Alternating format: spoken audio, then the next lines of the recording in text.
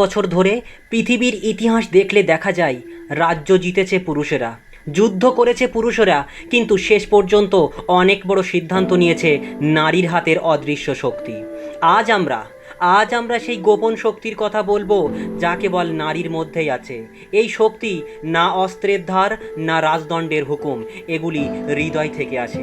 তুমি যদি পুরুষ হও তাহলে এই ভিডিওটিও তোমাকে শেখাবে কেন নারীর সামনে নম্র হতে হয়, আর তুমি যদি নারী হও তাহলে এই ভিডিওটিও তোমাকে মনে করিয়ে দেবে যে তোমার মধ্যে যে শক্তি আছে তা কোনো বই বা শিক্ষকের দেওয়া নয়, এটি তোমার অস্তিত্বের অংশ। ইতিহাসের প্রতিটি মহৎ পুরুষের জীবন যদি তাকাও, দেখবে তার ভাঙনের মুহূর্তে কোথাও একজন নারীর প্রভাব রয়েছে। আজ আমরা সেই 5টি শক্তির পর্দা তুলব: নীরবতার শক্তি, মমতার শক্তি, সহনশীলতার শক্তি, ভালোবাসার শক্তি আর আত্মমর্যাদার শক্তি। এই 5 শক্তি যুগে যুগে প্রমাণ করেছে পুরুষ শক্তিশালী হলেও নারী শেষ পর্যন্ত প্রভাব বিস্তার করে। তো চলো শুরু করা যাক নারীর সেই গোপন 5টি শক্তি যেখানে পুরুষও কিন্তু পরাজিত হয়ে যায়। আজ আমরা শুরু করব সেই বিষয়টার পুঙ্খানুপুঙ্খ বিশ্লেষণ। প্রথমত, নীরবতার শক্তি। নীরবতা শব্দহীন অথচ অদৃশ্য বজ্র। একজন নারী যখন রাগের মুহূর্তে চিৎকার না করে, অভিযোগ না করে কেবল নীরবে তাকিয়ে থাকে, তখন সেই নীরবতা পুরুষের হৃদয়ে ঢুকে পড়ে। ভাবো তো, কত পুরুষ তর্কে শক্তিশালী, কথায় প্রবল, কিন্তু যখন সামনে বসা নারী একদম কিছু বলে না, চুপ হয়ে যায়, শুধু শান্তভাবে তাকিয়ে থাকে, তখন সেই পুরুষ হঠাৎ থেমে যায়। এত বড় পুরুষ একেবারে নারীর সামনে পুরো থেমে হয়ে যায়। তাই বুদ্ধদেব বলেছেন, যেখানে কথা ব্যর্থ হয় সেখানে নীরবতা জয়ী হয়। তাই ইতিহাস বলে, সম্রাট অশোক কলিঙ্গ যুদ্ধের পর যখন লাখো মৃতদেহের দিকে তাকিয়ে স্তব্ধ হয়ে যান, তখন তার জীবনের মোড় ঘুরে যায়। সেই স্তব্ধতা এক ধরনের নীরবতারই প্রভাব। নারীর নীরবতা এক অদ্ভুত শক্তি, এটি পুরুষকে নিজের অন্তর দেখতে বাধ্য করে। একজন নারী যখন অন্যায় সহ্য করে কিন্তু অভিযোগ না করে নীরব থাকে, তখন সেই নীরবতা পুরুষের অহংকারের আয়না হয়ে দাঁড়ায়। এক মুহূর্তের জন্য ভাবো, তুমি রাগ করেছো, তুমি চিৎকার করেছো, তার উপরে প্রচণ্ড মেজাজ দেখিয়েছো, আর তোমার সামনে দাঁড়িয়ে থাকা নারী একটিও শব্দ করছে না।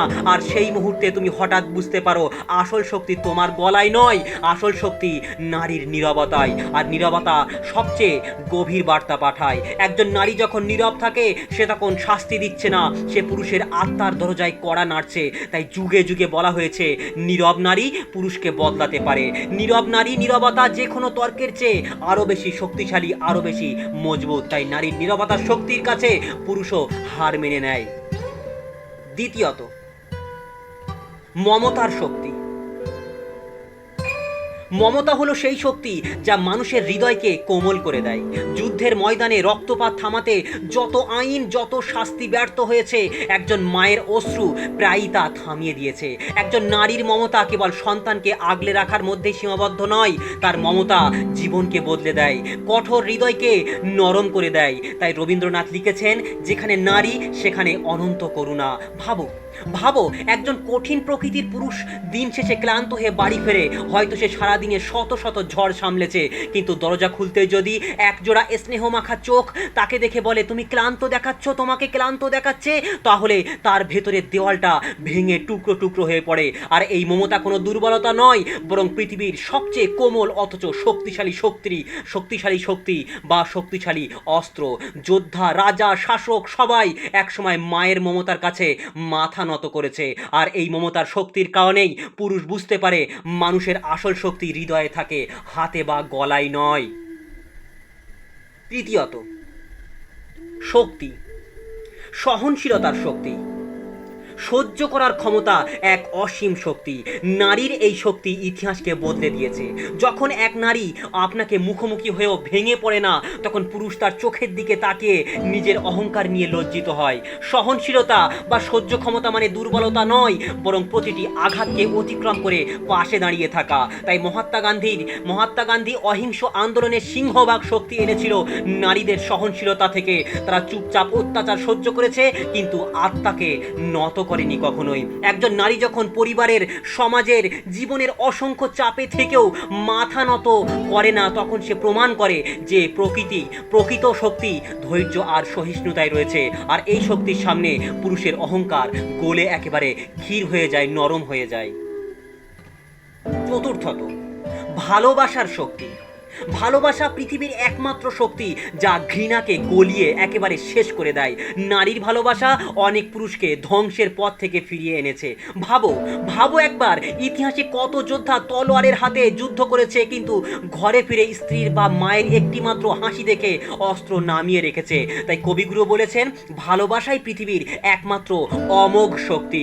যখন একজন নারী শত্রুকেও ভালোবাসার দৃষ্টিতে দেখে, তখন সেই শত্রুও মানুষের মুখ দেখতে শেখে।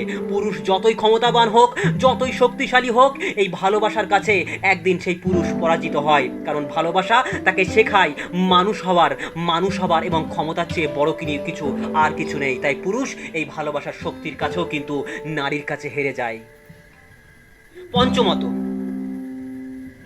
আত্মমর্যাদার শক্তি। সবচেয়ে শেষ এবং সবচেয়ে ভয়ঙ্কর শক্তি হলো নারীর আত্মমর্যাদা।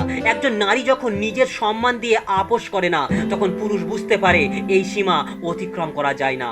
শ্রী অরবিন্দ বলেছেন, নারীর জাগ্রত আত্মসম্মানই সমাজকে নতুন দিশা দেখাবে। এই শক্তি নারীর ভেতরের জন্মগত বা অর্জিত শক্তি। যে নারী নিজের মর্যাদা রক্ষা করতে জানে, তাকে কেউ ছোট করতে পারে না, কেউ ছোট করতে পারে না। যখন পুরুষ দেখে যে কোনো নারী নিজের সঠিক অবস্থানে অটল, তখন সে নীরবে সম্মান দেখায়। আর এই আত্মমর্যাদা পুরুষকে শেখায় নারীকে সম্মান করা। নারীকে সম্মান করা, নারীকে ভালোবাসা। আর নারীকে সম্মান করা মানে নিজেরই মর্যাদা রক্ষা করা। তো এই পাঁচটি শক্তি, নীরবতা, মমতা, সহনশীলতা, ভালোবাসা এবং আত্মমর্যাদা, কোনো একদিনে শেখা হয়নি, কোনো একদিন শেখানো হয়নি। এগুলো নারীর রক্তে, হৃদয়ে এবং আত্মায় প্রবাহিত হয়েছে। পুরুষরা শতাব্দীর পর শতাব্দী ক্ষমতা, অস্ত্র, বল দিয়ে পৃথিবী শাসন করতে চেয়েছে, কিন্তু শেষে দেখা গেছে সভ্যতা এগিয়েছে তখনই যখন নারীর এই শক্তিগুলো পাশে থেকেছে। তাই আজও যারা নারীকে দুর্বল ভাবো, তারা ইতিহাসের ভুল থেকে কিছু শেখনি। এখনো অজ্ঞতার আবরণে আবৃত হয়ে রয়েছে।